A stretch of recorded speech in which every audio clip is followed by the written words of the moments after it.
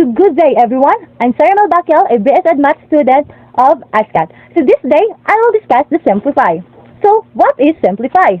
So when we say simplify, rewriting it in its equivalent simplest form by dividing both its denominator and numerator by the greatest common factor, or GCF, the largest number that divides evenly into both. So we have here examples. So first is 10 m raised to 4 n raised to 2 p raised to 0 and q over 70 m raised to 2 and q raised to 3. Number 2, 25a b raised to 2 c raised to 7 d raised to negative 2 over 15 a b c d raised to 3. Number 3, 4 x squared y raised to negative 1 then z raised to 0 over 24x raised to 4 y raised to negative 4 z raised to 2. Last number, 18 q raised to 2 r raised to negative 3 s raised to 7 t raised to negative 2 over 8 q raised to 2 r raised to 2 s raised to 5 and t raised to 3. Okay, let's answer the question number 1.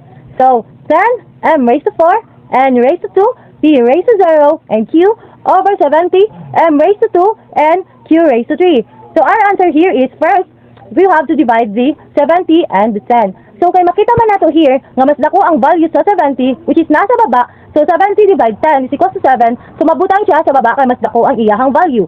So mo na siya ang nakabutang diri a.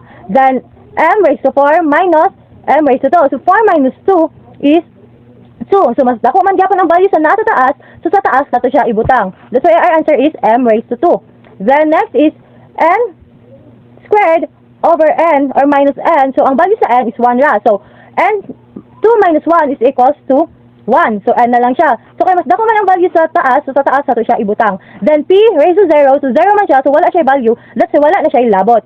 The next two, or the last is q minus or 3. So our answer is 2. So kay 1 naman ng q ang value niya, so 3 minus 1 is equals to 2. So mas dako man ang value sa naa sa ubos, so sa baba na to siya ibutang. So our answer is m squared n over 7q squared.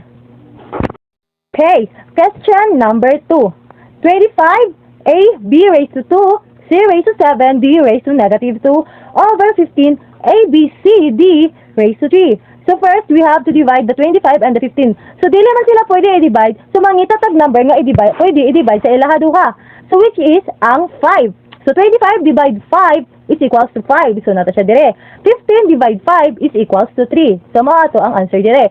So a minus a, which is ang value sa a is 1. So 1 minus 1 is equals to 0. So wala na siya.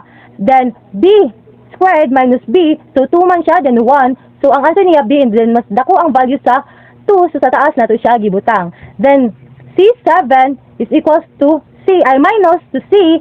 So mas dako man ang value sa 7, so sa taas nato siya i-answer. So 7 minus 1 is equals to 6. That's why C6 ang ato ang answer.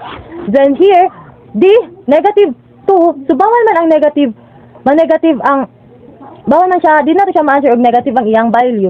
So ato siyang i-transpose. So maabot siya sa baba. So ato, pagka na i-add na lang dayon nato silang duha. So that's why our answer is D, 5. So 2 plus 3 is equals to 5, diba? So D, ang atong answer is D raised to 5. So, mao ni siya ang ato ang answer sa number 2. Now, let's proceed with the problem number 3. So, 4x squared y raised to negative 1 z raised to 0 over 24 x raised to 4 y raised to negative 4 z raised to negative 2. So, let's first divide the 24, divide 4. That's why our answer is 6. So, mas dako man ang value sa 24, which is nasa sa baba, so sa baba ang ato ang answer. Then, x raised to 4 minus 2. So, 4 minus 2 is equals to 2. So, mas dako ang value nasa baba. Then, y raised to negative 1 and y raised to negative 4. So, negative man sila duha. So, bawal siya. We need to transpose. So, i-transpose na to sila duha para mahimo silang mga positive.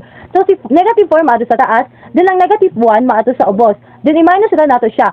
So, 4 minus 1 is equals to 3. So, sa taas na nato siya ibutang kay na-transpose naman siya. So, ang atong answer is 3. Then, next is z raised to 0 over z raised to negative 2. So, i-transpose na nato si z sa taas para mahimo siya og positive. So, minus 0 man siya. So, 0 gani. So, wala i-minus. That's why, ang ato ang answer here is z raised to 2. Now, let's proceed with the problem number 4, the last problem of simplify.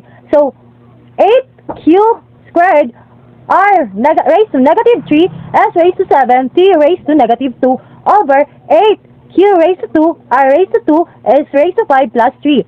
So, first, mangita tag number nga i-divide sa ila duha kay dili man pwede ma-divide si 18 og si 8. So ang ma-divide sa ila duha is ang 2 nga number. So 18 divide 2 is equals to 8. Then 8 divide 2 is equals to 4. So next process is q squared minus q squared. So 2 minus 2 is equals to 0. So wala na dayon siya value. Then r raised to negative 3, so negative siya, i-transpose na to siya. So nitapad naman sila duha, so ato silang i-add. So 3 plus 2 is equals to 5. So here, I raised to 5 ato ang answer. Then sa s raised to 7 minus s raised to 5. So ang 7 minus 5 is equals to 2. So sa taas na siya ibutang kay mas dako mag-value si 7. The next, t raised to negative 2 over t raised to 3. So ato na pong i-transpose si 2 kay negative man siya. So mato siya baba, din tapad sila duha, so ato silang i-add. So 3 plus 2 is equals to 5. So our answer is t raised to 5. So that's all for today. I hope you enjoy my video. Bye!